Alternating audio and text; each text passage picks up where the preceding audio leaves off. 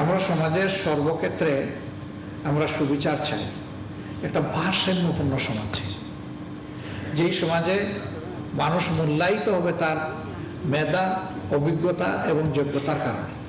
অন্তর্বর্তীকালীন সরকারের মেয়াদ সময়ই নির্ধারণ করবে, কিন্তু কাঙ্ক্ষিত সংস্কার সমাপ্ত করতে সরকারকে সুযোগ দেওয়া উচিত বলে মন্তব্য করেছেন জামায়াতে ইসলামীর আমির ডক্টর শফিকুর রহমান।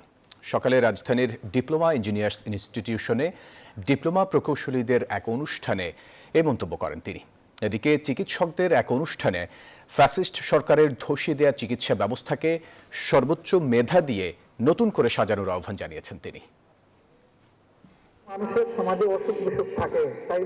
সকালে রাজধানীর আগারগাঁওয়ে জাতীয় চিকিৎসক সমাবেশের আয়োজন করে ন্যাশনাল ডক্টরস ফোরাম। এতে যোগ দেন সারা দেশ থেকে আগত প্রায় 6,500 চিকিৎসক প্রতিনিধি। অনুষ্ঠানে বঞ্চিত চিকিৎসকদের পদোন্নতি, স্বাস্থ্য ক্যাডার বিলুপ্ত না করা এবং বিএমডিসিকে কার্যকর করা সহ 14 দফা দাবি জানান চিকিৎসক নেতারা।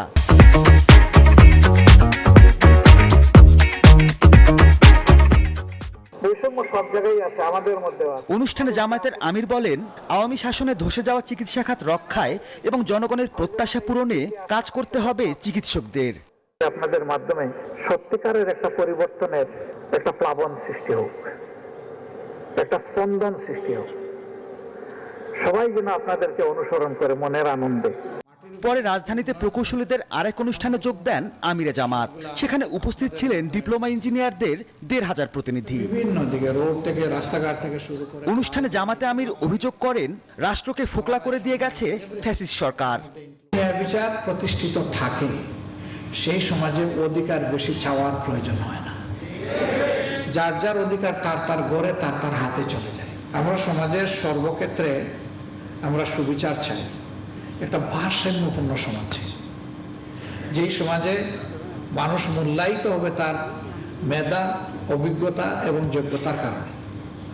এখানে কোনো দল দেখা হবে না, এখানে পলিটোক্রেসি চলুক, এটা আমরা চাই না। আমরা চাই মেরিটোক্রেসি চলুক।